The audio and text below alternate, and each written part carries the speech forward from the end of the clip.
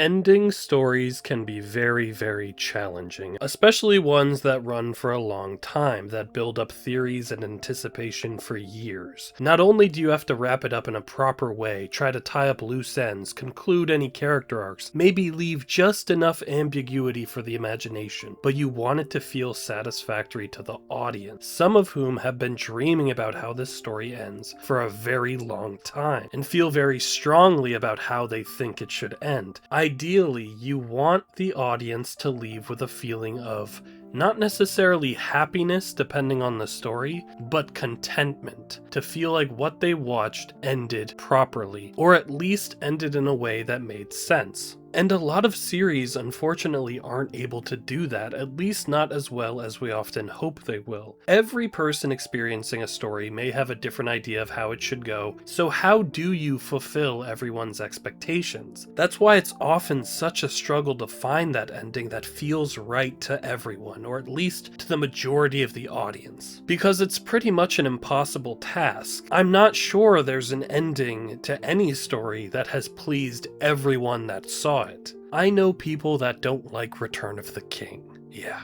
And if you're one of those people, you're wrong. But yeah, there are probably only a few series, whether it's books or movies or shows, where I got to the end and I thought, that was absolutely perfect. Many of my favorite series don't have perfect endings. Most of them I still love despite the ending maybe being disappointing or not as good as it should have been. For some people, if an ending isn't good, it ruins the whole thing for them and they never want to watch it again, or they never want to experience it again, and suddenly everything that came before is trash because it didn't end well. And I can understand that perspective because endings are absolutely important, but for the most part, I've always been more of a journey, not destination kind of guy personally. For example, did the infamous Game of Thrones Season 8 let me down like it let down so many other people? Yes. Did it make me hate the series that I loved? No.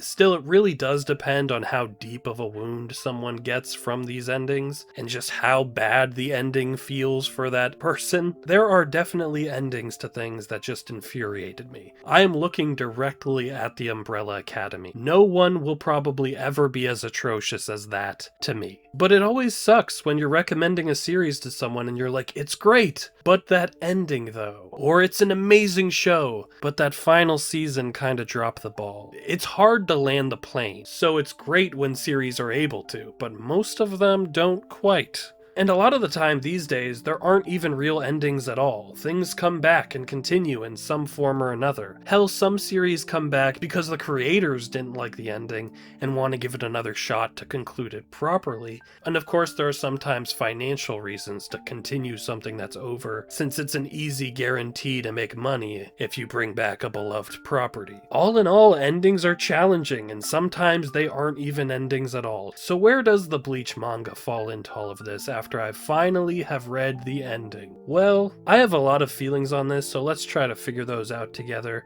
We left off talking about Yuabaha being fully struck down by the dawn of a future that he didn't foresee or that he ignored when he did see, and now we literally get to see that future as we jump ahead a whole decade. 10-year time jump? It's like an epilogue.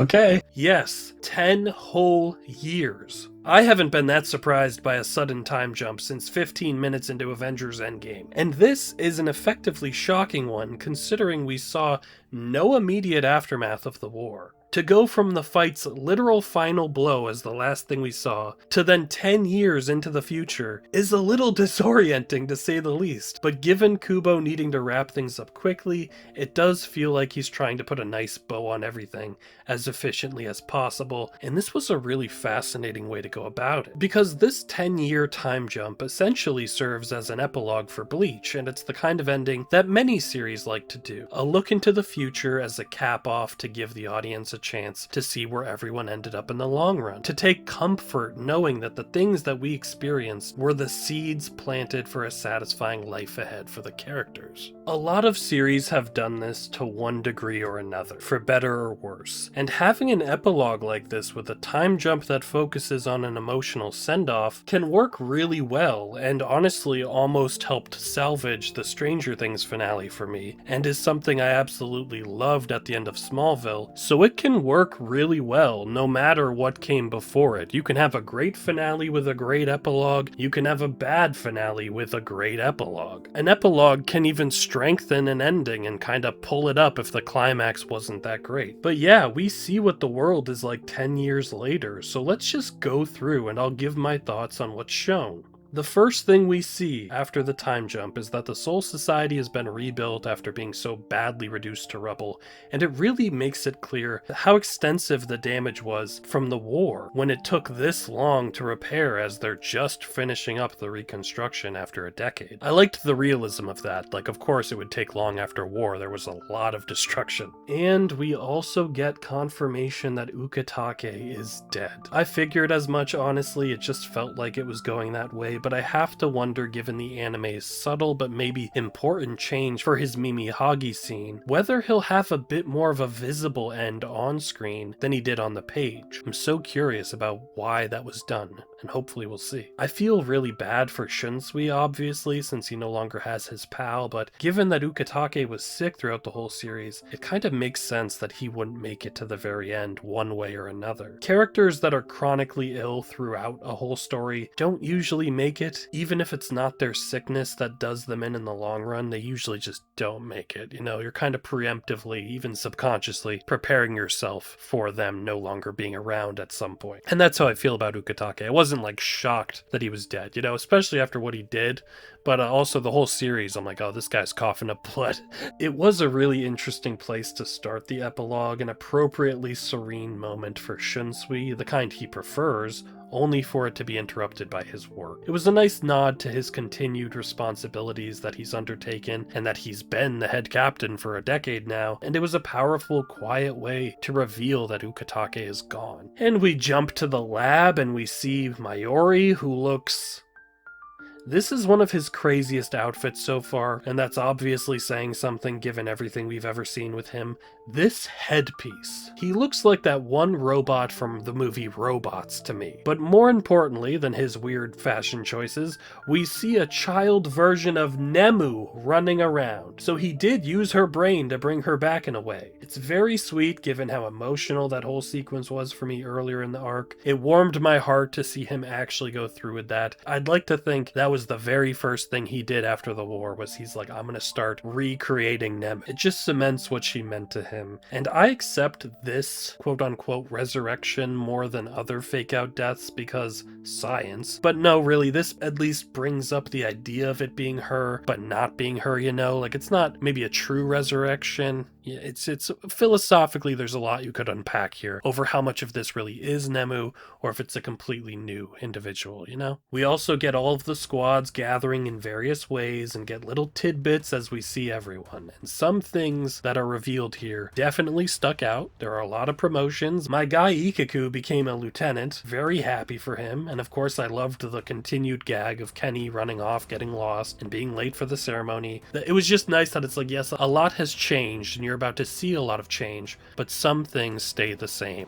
No matter what. Kenny not knowing where to go remains the same. I need a road trip movie of him and Roanoa Zoro going everywhere that they're not supposed to be. Also, Iba has now become a captain, taking over for Komamura. And I've got to say, that is one hanging plot thread that feels like it fell to the wayside and was maybe forgotten. I loved how tragic Komamura's transformation was and the lesson behind it, but we left that thread with Iba literally carrying his captain on his back, trying to get him to Yuabaha, and that was never remotely followed up on. I guess they just never made it? We couldn't have had a quick wolf attack when Yuabaha came back to the Serete? Hell, that might have even surprised Aizen. But oh well. Again, we've talked about how Kubo had to kind of rush the ending, and he wasn't in the best health, and that story beat might have been collateral damage from, having to kind of rush the ending. Maybe it's one the anime can resolve, or hey, maybe it was intentional and Kubo's trying to emphasize the dissatisfaction of seeking revenge even more than he already has, since that's kind of the point of Komamura's storyline. I'm happy for Iba though. He's a character I feel like was pretty underutilized, but I always liked him. We also get this fun scene with Hisagi trying to convince people that he's gained a Bankai in the last 10 years, and it's pretty great. I'll always be pissed about how Kensei acts toward him, but at least it's funny here and it's used for humor, and I don't just hate Kensei for trashing him. By the way, Kensei seems pretty alive, and Rose later, we see him in the background, he seems pretty alive too compared to the last time we saw them, so I guess they're not zombies anymore. Mayuri was able to reverse theirs too. I thought he was only able to reverse the people that got blood on them and not the ones that died beforehand. I don't know. I've talked about how much I don't really like the fake outs and the easy resurrections, and I do wish Rose and Kensei had just stayed dead. Sorry. It is what it is.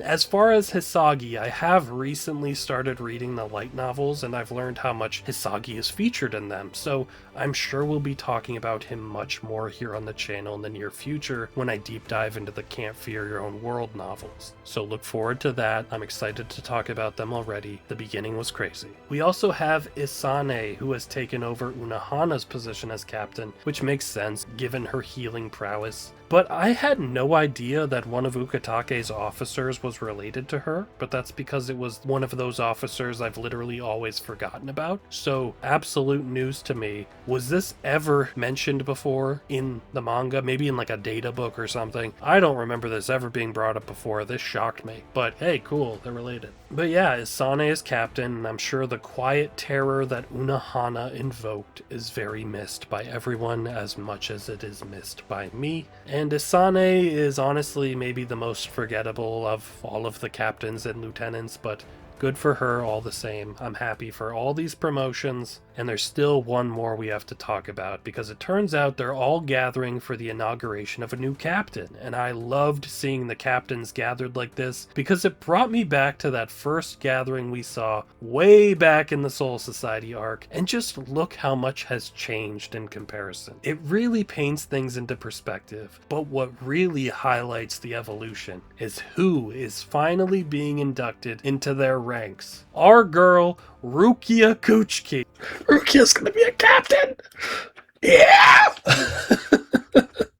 Squad 13 Captain Rukia Kuchiki. Hell yeah, Rukia. I was so happy to see this. Rukia is a character I've loved since the beginning, and one of the draws of early Bleach was her and Ichigo as a team, especially with the dynamic at the time when she'd lost her powers. After everything we've seen her go through, it's so fulfilling to see her wearing that white robe. She has more than earned this, and because of how long we spent with Rukia, it gave me that feeling I had at the end of watching Avatar: The Last Airbender. Like, legitimate pride for this fictional character, like I'm a proud parent. It was so good. Look at her. Amazing. I could have done with like one panel showing Byakuya's reaction at the ceremony though. Come on, just a little smile would have broken me. But he did end up wanting to take point later and acknowledge that Rukia earned a break, so that's something. And they had their big proud of you moment in the war, so I'll hold on to that. And I know my desire to have Byakuya stay dead is more than well documented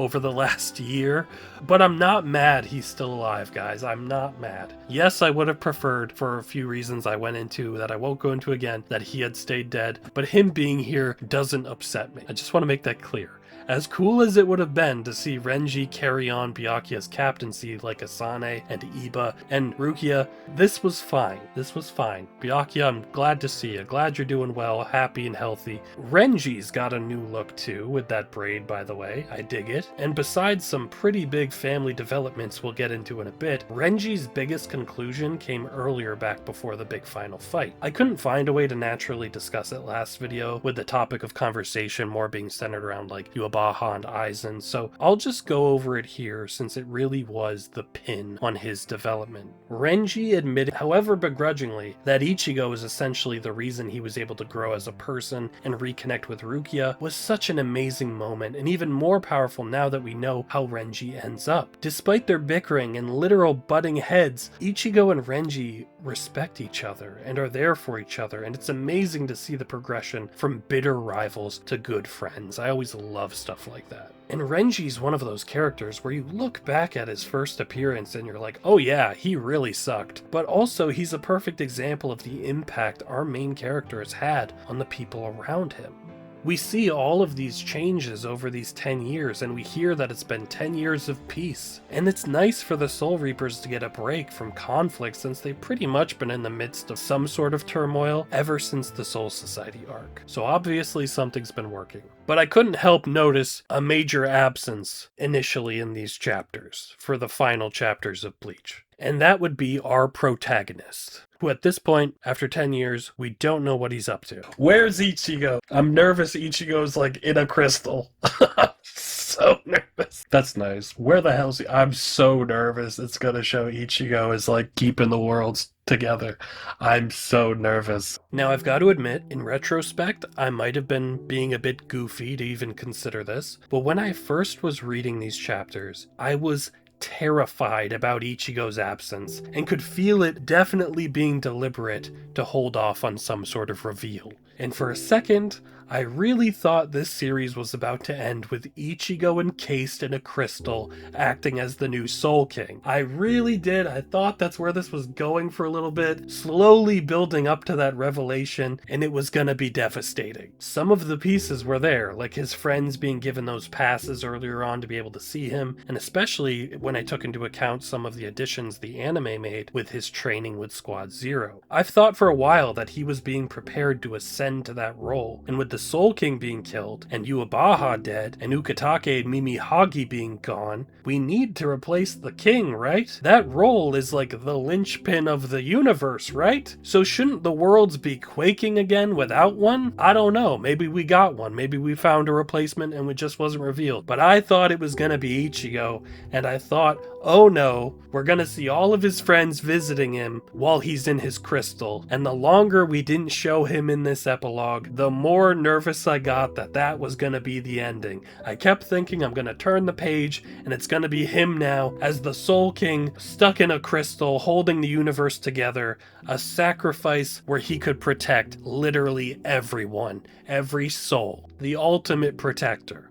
Thankfully, that wasn't the case. As shocking as it would have been, and even if it made sense in story in some ways, I don't think I would have liked that for Ichigo. That kind of tragic ending just wouldn't work for him, and thematically wouldn't fit with who he is. Yes, he's all about protecting his loved ones, and willing to sacrifice himself for it. That's always been the case. But he usually does that by doing his own thing, and being stuck in a crystal would make him pretty useless if any threat came along. So I'm very okay to have been wrong about that. I am overjoyed to have been wrong about that. But you know what would have been a wild ending in a similar respect? Hear me out on this. Just hear me out. You can yell at me, but hear me out first. It might have been great if they made Aizen the new Soul King in order to stabilize the three worlds. Hear me out. Would it work with the rules of this universe considering Aizen isn't all five things or whatever like Ichigo? Probably not. I don't really know how the Soul King works. He's very mysterious. I have a lot of questions still about all of the Soul King stuff. But there have been plenty of hints that the Soul King we knew was kind of forcibly turned into that. So that would have been insane if they made that crystal Aizen's new prison. And a part of me kind of would have loved that, because then he would have gotten what he wanted in the end. He would have been at the top above all, but due to the circumstances around the Soul King, he would have just been that passive thing that he hated, trapped in a crystal, the cost for finally attaining the highest form of being, but still never being able to escape someone controlling him. I think I would have loved that, honestly. And it might be stupid, but I kind of love the idea. Because Aizen would have simultaneously achieved his goal from the beginning of the series, but not actually gotten what he wanted, and been more alone than ever. A true defeat under the illusion of victory. Come on. I would have loved it. I think I would have loved it. But we'll get back to Aizen because it always comes back around to Aizen. But yes, Ichigo thankfully is not the new Soul King. No, he's in the living world, running the clinic, living a seemingly normal life with a new haircut, where all his high school buddies are still his friends, and he's married to Orihime. You guys know I was rooting for them, so that made me very, very happy. They also have a kid together, and as someone that's recently become a dad, this hit. I loved that Ichigo just gets to live a normal life, sort of maybe, with a family in the living world. Loved it. Oh, and we learn that Rukia and Renji are also married and have a child, a daughter, who's recently started training as a Soul Reaper. There's just so much information coming at the reader at this point, but so much of it's like really sweet, good news, so I don't even mind. Unless you're one of the fans I've heard about that wanted Ichigo and Rukia to end up together, I guess. If you were one of those people, I'm sorry, but I'm personally not mad with this. I never saw what you guys saw there with Rukia and Ichigo. I'm sorry. If this wasn't what you wanted, I'm sorry. Personally, I'm okay with it. Oh, and in the middle of this, we learn that Chad did indeed win his super important, super essential, hype off-panel fight with those golems. So, good for him. We don't hear about Ganju, do we? Did we see him here? He might have died. Ganju might have been killed by those golems. R.I.P. But yeah, Chad is a professional boxer now, 10 years later, which seems a little unfair, right? I'm sure he wins every fight, and he holds back a lot probably so he doesn't just kill everyone in the ring. Full bringing should count as a performance-enhancing drug. I'm just saying. I watched a lot of Smallville. Clark Kent playing football was dangerous and was an issue, you know, he had to kind of stop doing that. That's how I feel about Chad. It's dangerous, man, you're gonna kill someone. But it's so funny that Chad is the most famous of all of the characters in the end, when he's been so reserved the whole series. It has Yamcha became a baseball player energy, and I'm kind of here for it. Give me a high-octane sports drama with Chad having boxing bouts, trying not to murder his opponent. It's like One Punch Man, except it's in a boxing ring. Also, his design here, does he not look like Shunsui a little bit? He looks like Shunsui. But yeah, good for Chad. I hope he has a great long career. But another ending I loved was Uryu's, which said so much with so little. He's only in like 2 panels. Despite swearing off ever becoming a doctor like his dad earlier in the series, he's a doctor. So it shows him getting over that trauma where he didn't want to be like his dad, he didn't want to be doing an autopsy on his mom, but once he learned the truth about that autopsy, and that it ended up leading to getting the arrow that helped beat Yhwach, and you know, saving reality, it shows that Uryu has come to understand his father better, and by extension, understands himself better too.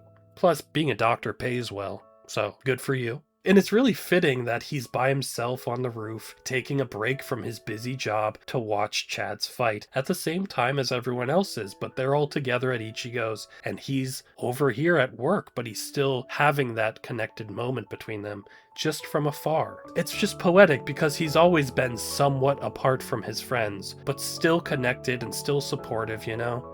I love that. There has always been, and may always be, a degree of separation between him and everyone else, but in the end, he's still a true friend anyway. And Uryu looked happy, and that made me happy. It's not all perfect and blissful though, as there's like a final remnant of Yhwach still lingering that's causing some panic, until we see Ichigo's son, Kazui, who looks just like him by the way, but tiny, somehow destroy the last bit of Yhwach by touching it. So that's definitely intriguing, as the destruction of Yhwach's power brings us into a brief flashback that finally shows what happened after Ichigo struck down the Quincy King. And it's a crazy decision to show the end of that battle through a flashback in the epilogue rather than just have it at the time, but it really does play so heavily into the final message of the series that it kind of needed to be right here. I've just never really seen anything quite like that structurally, so very interesting. Yuabaha's final moments were him enraged that Ichigo has ruined his plan to destroy the barrier between life and death, to create a world where people don't have to be afraid of dying. We know the Soul King was the one that created that separation to begin with, and it's a really interesting motivation since at face value, it almost seems like a heroic and good thing, fighting for a deathless paradise without fear, kind of like a heaven on earth, but we also have to take into account the atrocities that Yuabaha committed in trying to achieve that end. That's what makes him villainous. But yeah, Ichigo's son obviously has something going on with him right from the get-go, since he gets rid of that piece of Yuabaha real quickly. It turns out he's like naturally able to become a Soul Reaper, like already, even at his young age. And I've got to admit, I'm not usually the biggest fan of this kind of thing. The main character's child being a mini version of the main character trope, I'm usually much less interested in the kid if they're that similar to their parent. Especially if the story carries on centered on the child.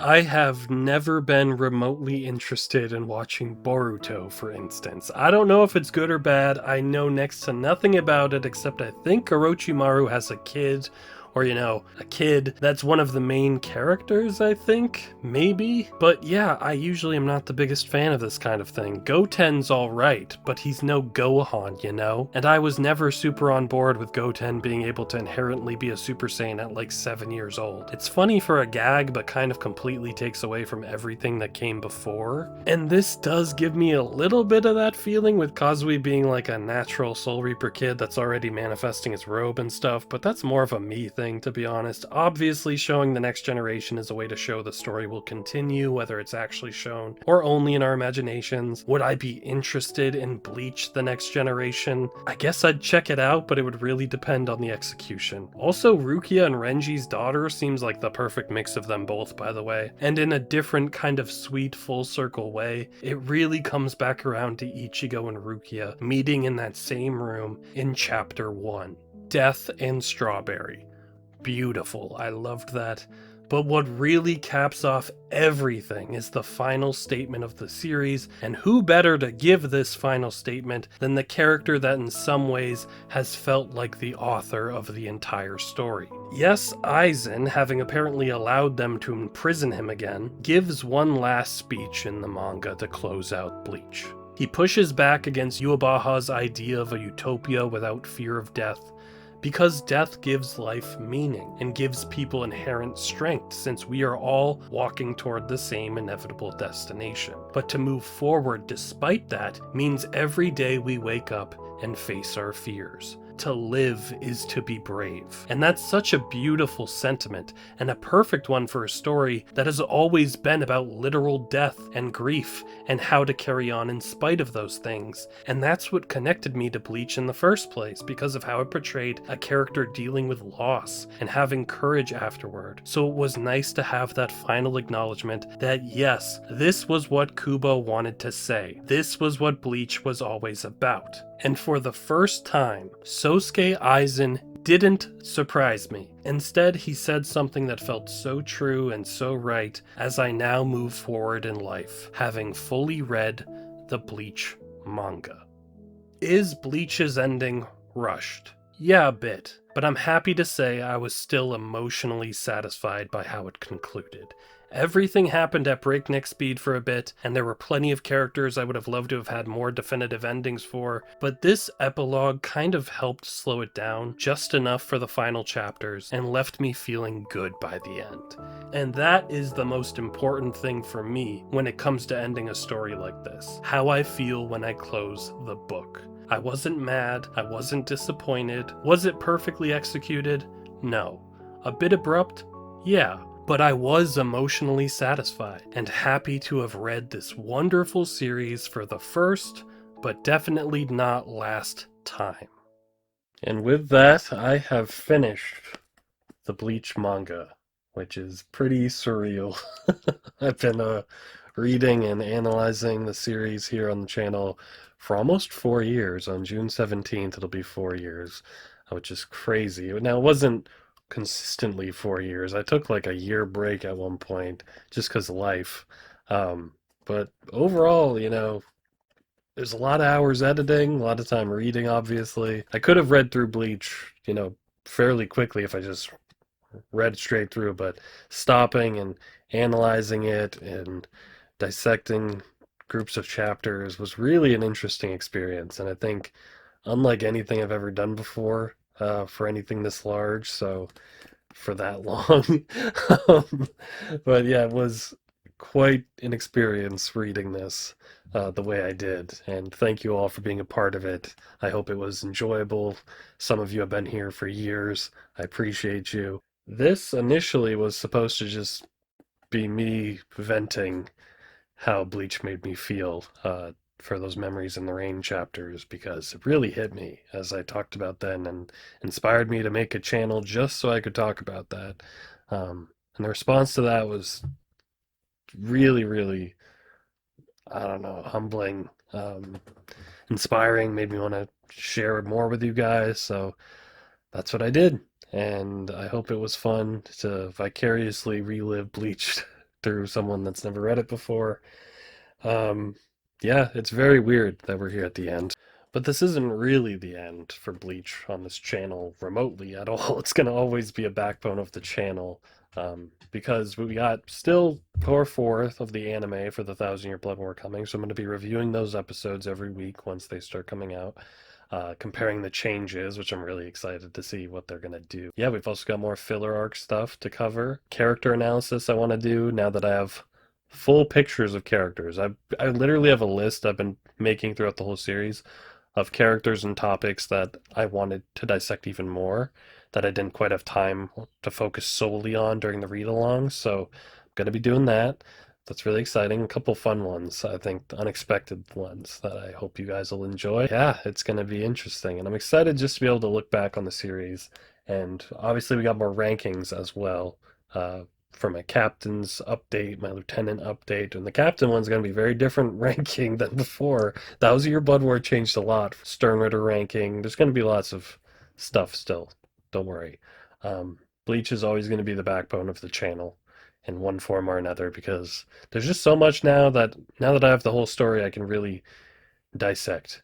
Oh, I'm going to be doing the light novels as well, so that'll be fun.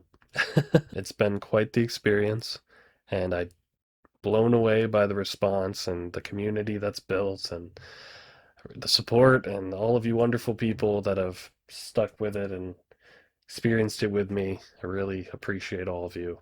And yeah, and even as I expand into other series, there's a few series I'm going to be talking about. I'm going to be doing a retrospective on one of my favorite anime of all time soon. Also going to be getting into Tokyo Ghoul, Hunter x Hunter analysis for both of those. I've been reading those on the Patreon. Other one-off videos as well, other topics. I'm excited to get into all that. But yeah, Bleach is always going to be a hugely important part of the channel and a consistent part of the channel, whether it's character analysis, light novel analysis, filler arc discussions, tons of stuff. It's going to be good. It's going to be fun. And I'm just glad now I see the whole story of the manga, and then whatever Core 4 adds, and go from there. Really excited though. I feel like this is a big milestone in my life, because it has been such a consistent part of my life for years now. Um, but I appreciate all the support, whether it's viewing here or on Patreon. It's really, really unexpected, and it's been such a gift to be able to just talk about things that I really enjoy with people that also enjoy them. So thank you guys. Thanks for being here throughout this entire read along, first time reading series. And we'll continue with the light novels, filler arcs, and the anime, and it'll be good. I'm excited. Thank you so much again for being here throughout this series. And yeah, I'll see you soon. This is not remotely goodbye at all. So take care. See you later. Bye.